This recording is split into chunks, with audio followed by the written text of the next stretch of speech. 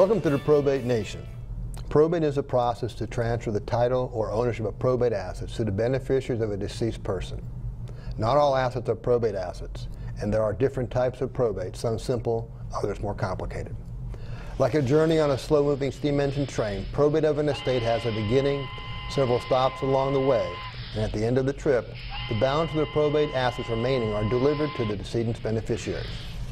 Some probate train rides are short, while other probates seem to never end.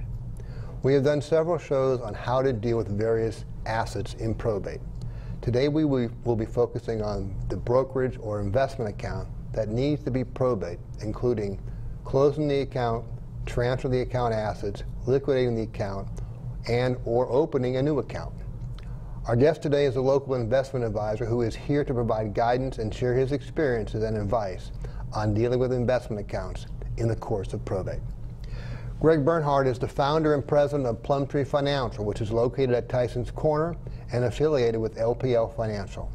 Greg provides comprehensive financial planning, investment management, and insurance solutions with a focus on individuals approaching or in the early years of retirement. He assists clients as well with the titling and retitling of investment accounts both in probate and the funding of revocable and irrevocable trust. Greg, welcome. Thank you for coming by today. Thank you, Richard. It's good to be here. Absolutely. So let's just begin with a discussion about brokerage accounts versus investment accounts. Is there a difference? And if there is, tell us what it is. Well, you have a number of different terms. Some mean the same things, and some mean different. The different terms could also apply to different sets of rules and regulations. So generally, when we're talking about investment accounts, we have advisory accounts or brokerage accounts. Okay. So it's a big umbrella. So for purposes of our discussion today, we're going to talk about investment accounts, but it covers that big umbrella. Yeah, we'll talk broadly about investment accounts, encompassing most rules that apply to both brokerage accounts and to advisory accounts. Okay, very good. So let's start with how the accounts are titled. Okay, so someone that has a big impact on how we go through this entire process. So how can these accounts be titled? There's lots of different ways to title an account. And some accounts are titled with beneficiaries, and some accounts are titled without beneficiaries when it comes to estate purposes. Mm-hmm. And so some of the accounts could be, for instance, in an individual person's name? You could have an individual account, a joint account, and under joint account there's several different types of joint accounts: tenants in common, right to survivorship, depending on tenants by entirety in Virginia for married couples. Mm-hmm. You could have IRA accounts or 401k accounts. You could have annuities or other insurance-related accounts. Yeah, there's lots of different options, and of course, trusts. Sure. So we can have an account that can be in an individual's name, but have a TOD designation. What does TOD mean? Well, there's TOD and POD, and essentially they're the term for the same thing, which is transfer on death or payable on death. And the transfer on death or payable on death accounts both go by beneficiary, not by the will. So it's like having an IRA, similar, a beneficiary like you would in an IRA, where the account titling itself is driving where those assets are going to go when the owner of that account dies. Okay. So when we get that account statement, when I'm at Mom's house and I'm going through her papers to begin the process to sort out and probate her estate, if I look at that account statement, will I be able to tell all of this from that account statement typically? In other words, how it's titled? I think most of the time now investment accounts will have that designation right in the account titling. So you'll see Mom's name and then TOD or POD. Or you'll see joint tenants or whatever that might be. Right, right. Okay. Or if it might be in her trust name as well. Most of the time, but not always, you get a clear indication of how the account is titled by the account statement. Okay, yeah. Good. So we need to start the process of getting these assets transferred. So I have an account in Mom's name and I want to close the account. So what kind of documentation am I going to need to provide in order to make that happen? Well, the first thing is to let the firm know that Mom has passed away. By the firm, you mean the investment firm? By the investment firm, exactly. Okay. Call the advisor. Usually the advisor's information is provided right on the statement. Mm-hmm. And if the advisor isn't available, call the 1-800 number for the firm and let them know that Mom or Pop has passed away. Okay. And that's going to begin the process. From there, a number of different documents are going to be required, okay, depending on the type of account. So let's say, for example, you have an individual account that doesn't have a POD or TOD designation. The firm is going to be looking for court letters, a letter of qualification, a death certificate, typically an original copy of the death certificate is going to be needed, and then instructions from the executor, executrix, and as to where exactly the account is supposed to go. Okay. And if it happens to be that that account is in the name of a revocable trust? Well, then it's a little bit easier. You're still going to need a death certificate. You're going to need to get a tax identification number if it's going to go to become an irrevocable trust. There'll be a tax identification number for that trust. You'll need to provide that. You'll also need to provide the written instructions to move the assets if they are going to be moved from the revocable trust to the irrevocable trust, or the living trust to now the irrevocable trust. So in closing the account, that's the first step in this process. How long does it normally take to get that done?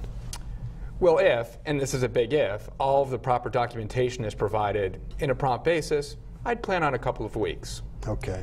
Often, though, we find that additional documentation is required, and it can be difficult because the family's dealing with a lot at that point, usually. Final arrangements, mourning for the loss of their relative. So if you need additional documentation, you'll need identification, copies of identifications, usually driver's licenses. All of that can take a little bit of time to pull together when the family's dealing with mourning the loss of their loved one. Yeah, sure. Exactly. Sure. So when we close the account, is the account liquidated or is it transferred to another account? It really depends on the wishes of the will, if there's instructions, or the wishes of the executor or executrix. Okay. Really, it's based on whatever the executor or executrix provides. It's very easy to leave the account as it is for the time being, and then to move it, or what we call journal that account, to another account, to the estate account, where the assets are not sold. They're held just as they are. Gives the family an opportunity to, whoever is going to inherit that, figure out what they want to do with the investments in the account, whether they want to hold them, whether they want to liquidate them. Okay. So when we close this account, will the executor still be able to see what went on in the old account? Because they may need to have that information to do the final tax returns and stuff like that. How do they have access to that information? So once a firm finds out that somebody's passed away, everything gets frozen. Okay. And no information gets released. We'll cancel online passwords and user IDs. And then once the letter of qualification showing who is going to be handling the estate is provided to the firm, then all that information is opened back up to the executor or executrix. They're able to get information on the past account, cost basis information, other tax information that might be important, transaction information. But really, it's that once that letter of qualification is received, that information opens back up for whoever is controlling it. Now, you mentioned something about, because we talk about access to online records, and you mentioned about things being shut down. So, you know, many clients nowadays access most of their information online. They don't come by to see the broker or investment advisor. So when someone dies, you indicate things happen with that access. Yeah, and I would say the one thing that needs to be done on an urgent basis is to let the firm know that somebody's passed away. And most decisions after that can be done in due time. But it's important right away to let the firm know that an account owner has passed away, so they can put a flag on that account, is what we call it, to control distributions from that account, make sure that money's not going out anymore, to make sure that any online access or other access is more carefully scrutinized. The executor is going to be able to get information, but we want to make sure that nobody else is trying to get into the account during that period. Sure. So that's very important. So if they don't know about that, then someone could continue to work on that account and invest with that account. Exactly. And withdraw. There is no system that lets us know when a client's passed away. Okay. So it's not uncommon for it to take a few days for somebody to let us know. And we'd always just say, we can handle most things in due time, but let us know if somebody passes away right away so we can put those restrictions on. Otherwise, their online ID, their password, if somebody else has that information, and they can get into the account. Additionally, there's a certain amount of control that a person has over their account that doesn't require paperwork. Somebody can request a check from their own account. typically without providing a written form. So we want to make sure that nobody else is coming in and doing that type of thing to an account. And that's what those flags help prevent. Those are a good idea. Yeah. Next thing we want to talk a little bit about, which is related to other topics we've had on other shows, is the valuation of the account. It's very important to establish the date of death value of assets. So how is this handled for investment accounts? Well, this is one thing I can say has gotten a lot easier in the 16 years that I've been an advisor. It used to be a lot more of a chore to go back and to put together the date of death valuation or an alternative valuation. There's a rule that allows you to use that 6-month valuation, and the firms would often be very involved in establishing those different values and determining what was going to be used for the estate or estate tax purposes. Now our software, and probably most firms, allow for you to take a snapshot of the account. So if I were to find out any period of time after somebody's passed away that they passed away 2 weeks ago, we could go into our system and say, give us a date of death valuation as of June 1st, or as of May 15th, or as of September 15th, or whatever the date might be. Good. So that's very helpful, and people should take advantage of that because they're going to need that information. Yeah, they're going to need that information for estate tax purposes if they're subject to estate tax, but they're also likely going to need that information to establish their tax basis going forward. Okay. So, well, this is an interesting question. You mentioned about the tax basis. So you go in and you get that value as of the date of death, and then we then go ahead and take those assets and move them into a new account. Okay. Does the increased basis, the new basis, the date of death basis value get recorded as the basis in that new account? Yeah, exactly. Automatically, or does that have to be done manually? Well, our software helps in that process. I see. So it used to be a very, very manual process. Now we have to tell the software what to do, depending on the type of ownership. If, for example, different joint accounts might have cost basis or tax basis that is stepped up to the date of death valuation, and others might, or some might have a partial step up of cost basis, as you know. So the software won't automatically do it, but we can go in and tell it what type of account and what type of treatment the tax basis should have. So the executor or administrator who is working with you to close these types of accounts, or with whoever investment their advisor they may have, needs to make sure that they communicate what they need as far as a basis adjustment. Exactly. Because you guys are not the tax people, but you need to be told what they need. In most cases, if it's an individual account that's going to another individual or multiple individuals, parents leaving the account to multiple children, we're establishing individual accounts for each one of those children, and they want to establish the cost basis as of the date of death basis. So we can go into and use our tools to say, okay, we want the date of death valuation on these assets. And that's what's really changed over the last 10 years or so. There's been additional regulations that now require us to keep track of tax basis, where those didn't really apply before, and those are new as of 2010. So not so new, but definitely a big change from 15 years ago when I first started. Okay. All right, so we have many people who have small estates, and so they're not really getting qualified necessarily to probate in the state, and so they go up to the local probate office and they get a small estate affidavit, or they simply will show up at your office and say, I have a small estate, and create their own small estate affidavit. Tell me about how the investment firms are handling small estates. Right. Well, we're controlling very liquid assets in general. So firms are going to be very concerned about making sure we do everything we can to make sure the assets are going to whoever they're supposed to go to.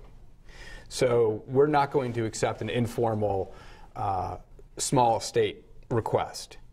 We will certainly work with a small estate affidavit from the county, but we're going to be looking for a county seal to be able to do that. Okay, so we want they need to go up to the local probate office and have their appointment and get a small estate affidavit issued with the county seal on it. They may need to request a couple of those, and they bring that information. What else? They bring that information to you, and let's just say the brokerage account is small enough.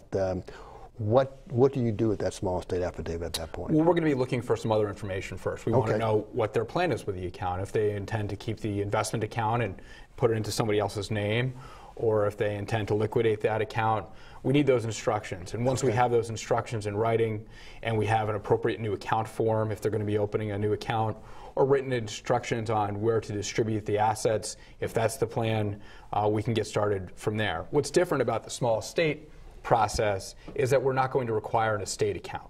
So you can bypass that process, remove a step, make it a little bit easier, but we're still going to need written instructions from the executor. Okay, and again, I know everybody's very cautious about small estates because, again, we want to make sure that the asset, which is passing on a very informal basis, because that's the intention behind the small estate process, that it actually goes to the right Yeah, we want to avoid any misunderstandings about where the money's supposed to go. Yes, so, yes. Yeah. We don't get a lot of do-overs on those. All right, so that's small estates.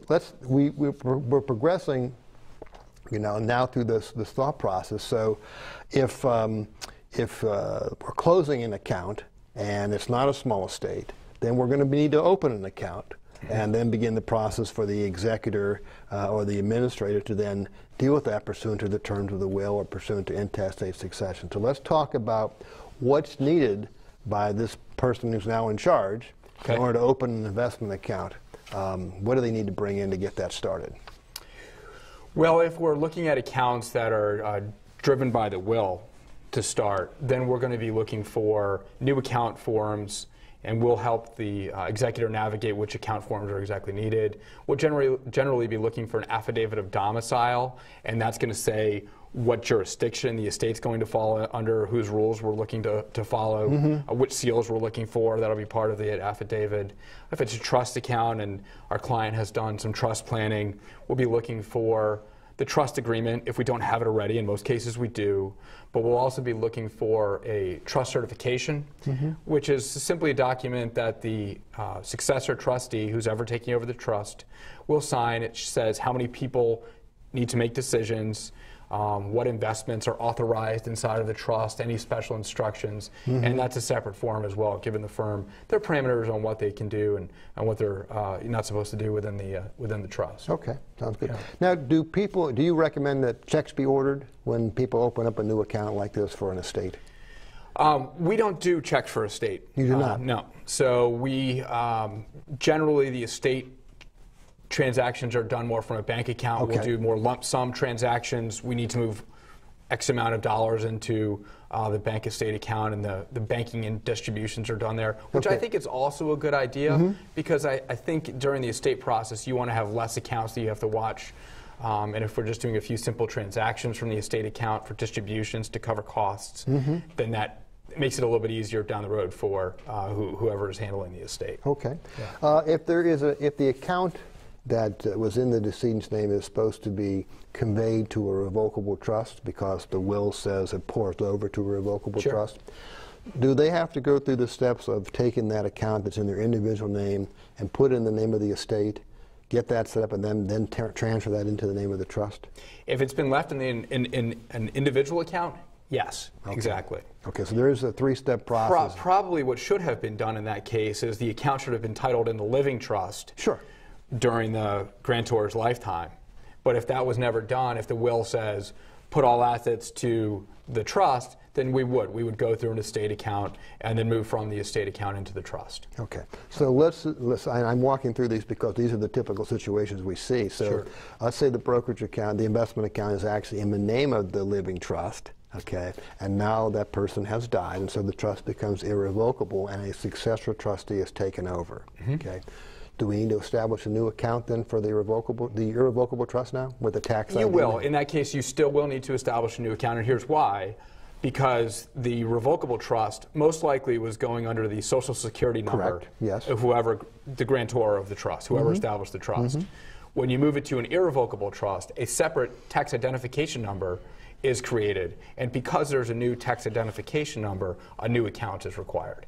We don't have to change the investment strategy. We don't have to change the individual investments. Nothing needs to be sold, but it still will require a new account and a new account number because it'll be filed. Our 1099s that we create for tax reporting are going to go under that new tax identification number. And of course, we have successor trustees that are now taking over that have never been signatories on the account. We need to get their signatures as well. Exactly. And establish their identification. Sure. And that is part of money control, to make sure we know who we're working with as clients. So that's the reason for the new account. So we have an investment account. It's now been moved from the individual's name into the estate, or from the revocable trust to the irrevocable trust, as the case may be. These investments are with various investment firms and so on. If they had the money at a local bank, they'd have FDIC insurance. Okay? Is there anything that is similar to that that's going to be insuring these accounts at these various investment firms? Well, when you're dealing with investment accounts, there's a few different types of insurance. Okay. One is for cash, and we have FDIC coverage, just like a bank would. Okay. Different firms have different amounts that we cover. For example, at our firm, we cover up to $1.5 million in FDIC bank coverage per individual, or $3 million per couple. And on the investments themselves, firms have SIPC, which is similar to FDIC, but for investments. Okay. And it protects against the insolvency of the firm. Okay. So there is some coverage there as well. Yeah. Well, it seems to me that there's a lot to be done here. The process does take time. I know it can be a little bit frustrating for folks who seem to think that they should ought to be able to pick up the phone or press a button or send an email and have this all magically happen. Has that been your experience, that there's a level of frustration with the time it takes to get these things done? On occasion, I think more so than anything else, people just don't know what to do, and they're grieving, so they just don't want to deal with it.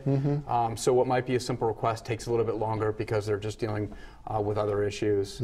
I guess for some it could be frustrating, but for others, they just don't know. So you just need to kind of handhold them through that process. Sure. and help them understand what's needed and explain why. A lot of it is just explaining why we need the things that we need to help process the estate. Okay. Well, we've covered a lot of territory, and I do appreciate you doing that. How about some final thoughts you may have, or some suggestions to folks about things that they should or should not be doing in the process by which they would then get these accounts retitled?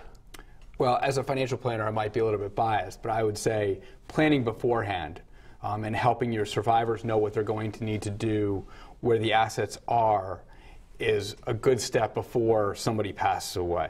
Step one is good planning. And then step two, I think, is if you are helping with an estate, to understand what's urgent and what's not urgent. And again, I think notification is very urgent, but after that, I think you could take some time to make decisions around what's going to happen to the investments, what the long-term plan is going to be. And I would say sometimes we see people come in and they want to make those decisions right away. They just don't know what to do. And we say, slow down. This is something that can be decided in due time. And the last thought I maybe offer on that would be to be careful about the tax treatment of different accounts. For example, an IRA or an annuity might have tax implications depending on what the distribution instructions are going to be. So if you are handling an estate, just be careful about the tax implications of whatever you're going to do. As an example, if you take the money out of an IRA, that could be fully taxable. And that might be the intention, but that might not be the intention. Annuities have similar rules. So just be careful about that. Okay, good. Well, Greg, listen, thank you so very much for taking the time to come by and talk with us today. I mean, it's been really valuable, the information you share with us, and this is a wonderful public service that you have provided to our viewers and to the Probate Nation. And so again, thank you so much for coming by. Well, it's been a pleasure to be here, Richard. Thank you. You're very welcome. Without a doubt, probate can be complicated and confusing. As you navigate your way from the local probate office after being properly qualified and begin the process of identifying and marshaling the assets of the decedent, often one of the assets you must deal with is the decedent's investment account with an investment advisor or brokerage firm. Closing the account, setting up a new account, and liquidating or transferring the investment account assets all take time and require specific documents to implement this. And in the process, you need to put your tax hat on and get the assets valued as of the date of death. An experienced investment advisor often can get all this done for you once you deliver the right documents to them. But it takes time, and different firms have different rules that they follow, so be patient as the process unfolds. This brings us to the conclusion of our show on dealing with investment accounts. Hope it was informative, and remember that replays of the show can be viewed on the Probate Nation website. On behalf of myself and the Probate Nation, thank you for visiting with us.